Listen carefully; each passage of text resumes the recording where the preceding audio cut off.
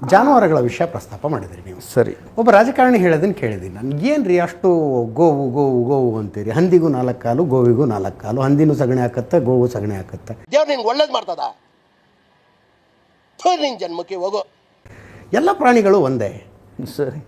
ನೀವು ಅಂದರೆ ಧಾರ್ಮಿಕ ಕಾರಣಕ್ಕೆ, ಕೋಮುವಾದದ ಕಾರಣಕ್ಕೆ ಗೋವು ಗೋವು ಅಂತೀರಿ ಅಂತ. ಪಾಪ ಅವ್ರನ್ನ ನೋಡಿದರೆ ದಯ ಬರುತ್ತೆ. ಕತ್ತೇನು ಬಲ್ಲದಪ್ಪ ಕರಿಗಡವು, ತಿಪ್ಪೆದಂಟು ತಿಂಬೋದು ಅದರ ಸ್ವಭಾವ ಅಂತ ಒಂದು ಹಾಡಿದೆ ನಮ್ಮಲ್ಲಿ. ಹೀಗೆ ಬಹಳ ಜನ ಏನು ತಿಳ್ಕೊಂಡಿದ್ದಾರೆ, MBBS ಆದವನು ಡಾಕ್ಟ್ರೇ, BMS BHS ಆದವನಿಗೂ ಡಾಕ್ಟ್ರ್ ಅಂತಾರೆ. ಆಮೇಲೆ ಊರಲ್ಲಿ RMP ಅಂತ ಒಬ್ಬ ಇರ್ತಾನೆ ಕಂಪೌಂಡ್ರು, ಅವನಿಗೂ ಡಾಕ್ಟ್ರ್ ಅಂತಾರೆ. ಆಮೇಲೆ ಸೂಪರ್ ಸ್ಪೆಷಾಲಿಟಿ ಆದವನಿಗೆ ಡಾಕ್ಟ್ರ್ ಅಂತಾನೆ. ಇವನು ಡಾಕ್ಟ್ರ್ ಅಂದ್ರೆ ಆಗುತ್ತಾ? ನಾವು ನೋಡಬೇಕಲ್ಲ ಅದರಲ್ಲಿ ಭೇದ. ಅದರ ಸಗಣಿಯಲ್ಲಿರುವಂಥ ಬ್ಯಾಕ್ಟೀರಿಯಾಗಳ ಸಂಖ್ಯೆ ಏನಿದೆ, ಅದು ಕಲ್ಚರ್ ಏನು ಕೆಲಸ ಮಾಡುತ್ತೆ. ಎಮ್ಮೆದು ಸಗಣಿ, ಎಮ್ಮೆ ಯಾಕೆ ನಡೆಯೋದಿಲ್ಲ? ಎಮ್ಮೆದು ಮಾಡಿ ನೋಡಿದ್ದೇನೆ.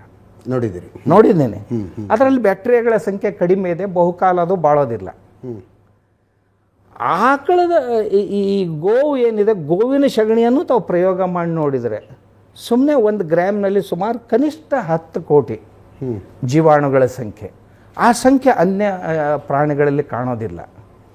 ಆಮೇಲೆ ಈ ಗೋವಿನ ಮೂತ್ರ ಆಗಲಿ ಅಥವಾ ಈ ಸಗಣಿ ಆಗಲಿ ಅದರಲ್ಲಿ ಇರುವಂಥ ಒಂದು ಶಕ್ತಿ ಉಳಿದವುಗಳಲ್ಲಿ ಕಾಣಲಿಲ್ಲ. ನಾನು ಮೊದಲು ಸುಮಾರು ಒಂದು 100 ಜರ್ಸಿ ಹಸುಗಳನ್ನು ಸಾಕಿದ್ದೆ. ನನ್ನ ಹತ್ರ 100 ಎಮ್ಮೆಗಳಿದ್ದು ಮೊದಲು. ಓಕೆ.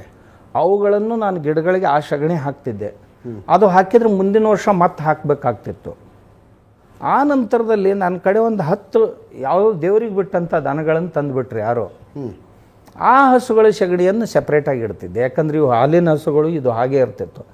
ಆ ಸಗಣಿಯನ್ನು ನಾನು ಆ ಗಿಡಗಳಿಗೆ ಹಾಕಿದಾಗ ಆ ಗಿಡಗಳ ಚಿತ್ರನೇ ಬದಲಾಯಿತು.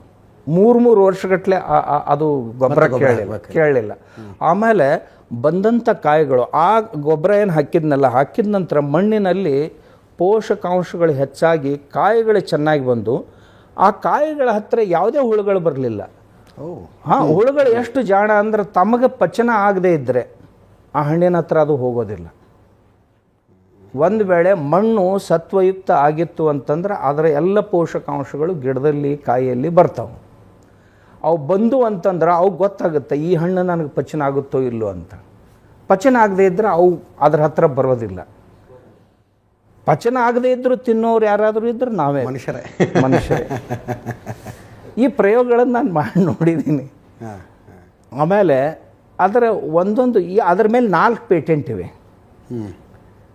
ಮೂತ್ರೆ ಮೇಲೆ ಪೇಟೆಂಟ್ ಇವೆ, ತುಪ್ಪದ ಮೇಲೆ ಪೇಟೆಂಟ್ ಇದೆ, 2 ಪೇಟೆಂಟ್ಗಳಿವೆ. ಇನ್ನು 8 ಪೇಟೆಂಟ್ಗಳು ಈಗ ಬಹುತೇಕ 4-6 ತಿಂಗಳಲ್ಲಿ ಸಿಗ್ತಾವೆ. ಅದ್ರ ಮೇಲಾರು ವಿಶ್ವಾಸ ಇಡಬೇಕಲ್ಲ ಅವರು. ಹಾಗಾದ್ರೆ ಯಾರಾದರೂ ಹಂದಿ ಮೇಲೆ ಪೇಟೆಂಟ್ ತೊಗೊಂಡ್ರ? ಇದು ಆಕ್ಚುಲಿ ಚೆನ್ನಾಗಿರೋದು.